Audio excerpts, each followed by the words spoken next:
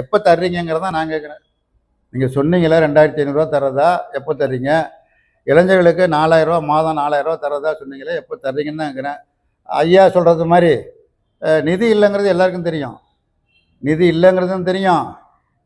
இப்போ கடன் வாங்கியிருக்காங்கிறதும் 3 மாதத்தில் கடன் வாங்கியிருக்கான்னு தெரியும். மேலும் கடன் வாங்கித்தான் ஆட்சி நடத்த முடியுங்கிறதும் எல்லாருக்கும் தெரியும். அது பிரச்சனை இல்லை. இப்போ நிதி இல்லை, இன்னும் ஒரு 3 வருஷம் கழித்து நாங்கள் தர்றேன்னு இவங்க சொல்லட்டும். யார் வேண்டான்னு சொல்கிறா?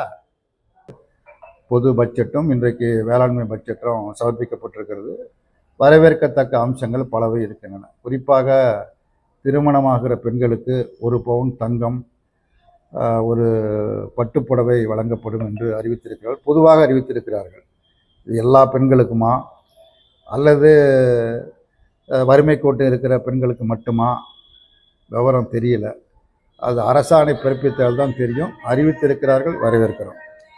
அதே போல் ஆதரவற்ற பெண்களுக்கு 5 ஆடுகள் வழங்கப்படும் என்று அறிவித்திருப்பதை வரவேற்கிறோம்.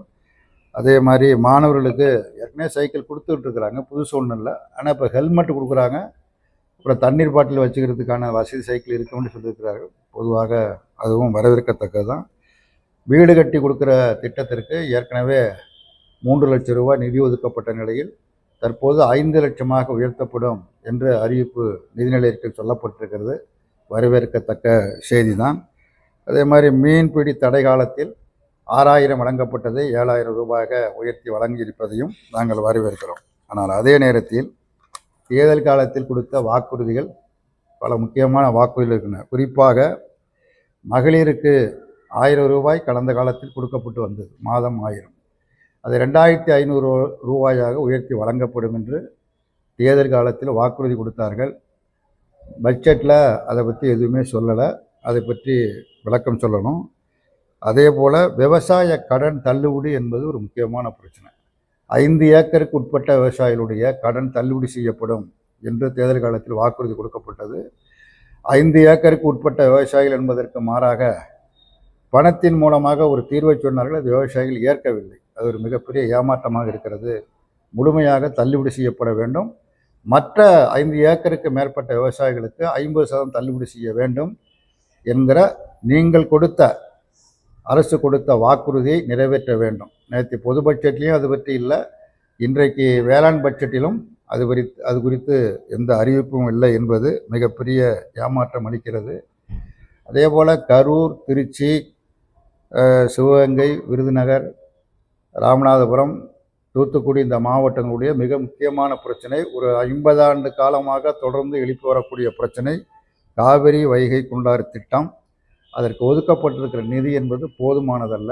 நிதியை அதிக ஒதுக்கீடு செய்து விரைவாக அந்த திட்டத்தை மேற்கொள்வதன் மூலமாக இந்த 7 மாவட்டங்களில் 8 லட்சம் ஏக்கர் விவசாயத்திற்கு அது பயனளிக்கும். அந்த முயற்சிகளை மேற்கொள்ள வேண்டும் என்று நாங்கள் கேட்டுக்கொள்கிறோம். அதே மாதிரி இளைஞர்களுக்கு மாதம் வேலையில்லா கால நிவாரணமாக மாதம் 4000 ரூபாய் வழங்கப்படும் என்ற அறிவிப்பு செய்யப்பட்டது. நிதிநிலை அறிக்கையில் அதை பற்றி எதுவுமே சொல்லலை. கொடுக்குறாங்களா கொடுக்கலையாங்கிறது அதை பற்றி எதுவுமே சொல்லலை. அது ஒரு மிகப்பெரிய ஏமாற்றமாக இருக்கிறது. அது குறித்து அரசு பதிலுரை வழங்குகிற பொழுது தெளிவுபடுத்த வேண்டும். அதே மாதிரி மகாத்மா காந்தி வேலை உறுதியளிப்பு சட்டம் ஐக்கிய முன்னணி ஆட்சி காலத்தில் கொண்டு வரப்பட்டது. 100 நாள் வேலை என்றதுக்கு அறிவிக்கப்பட்டது. பிறகு மோடி அரசு 2014 பதவியேற்ற காலத்தில் இருந்து அந்த திட்டத்தை சீர்குலைப்பதற்கு நடவடிக்கை தொடர்ந்து மேற்கொண்டார்கள்.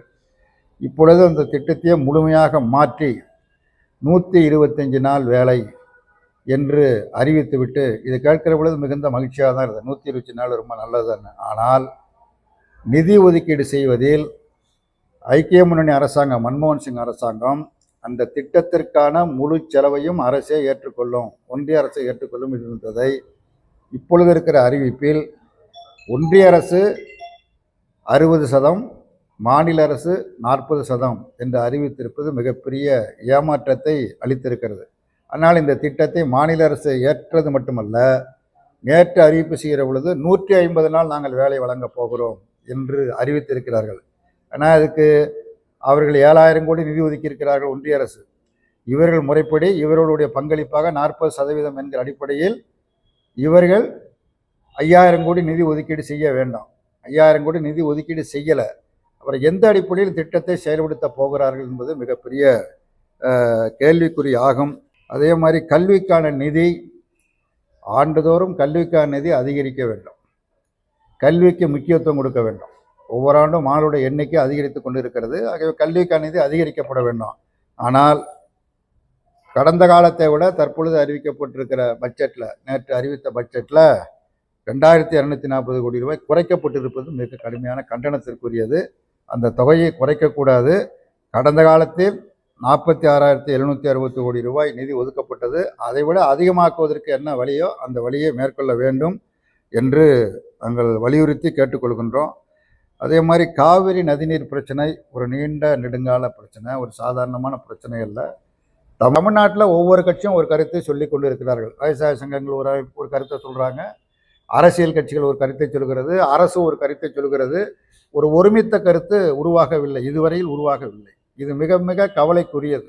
தமிழ்நாட்டின் உயிர்நாடி பிரச்சனை என்று எல்லோரும் சொல்லுகிறார்கள், ஆனால் ஒரு ஒருமித்த முடிவுக்கு வரவில்லை. ஆகவே தான் மாநில அரசு, குறிப்பாக மாண்புமிகு முதலமைச்சர், அனைத்து கட்சி தலைவர்கள் கொண்ட கூட்டத்தை, அனைத்து விவசாய சங்க தலைவர்கள் கொண்ட கூட்டத்தை, ஒரு கூட்டத்தை நடத்தி அரசின் சார்பாக ஒரு வரைவு தீர்மானத்தை முன்வைத்து அது குறித்து கருத்துக்களை கேட்டு ஒரு ஒத்த கருத்தை உருவாக்குவதற்குள்ள முயற்சியை எடுக்க வேண்டும்.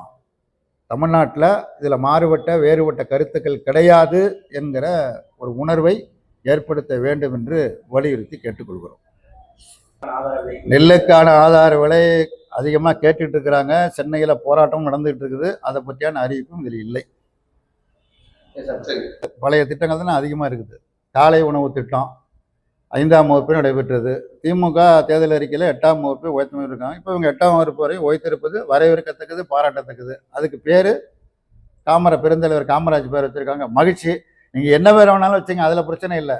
திட்டம் மக்களுக்கு சென்றடைய வேண்டும், அதுதான் எங்களுடைய நிலை.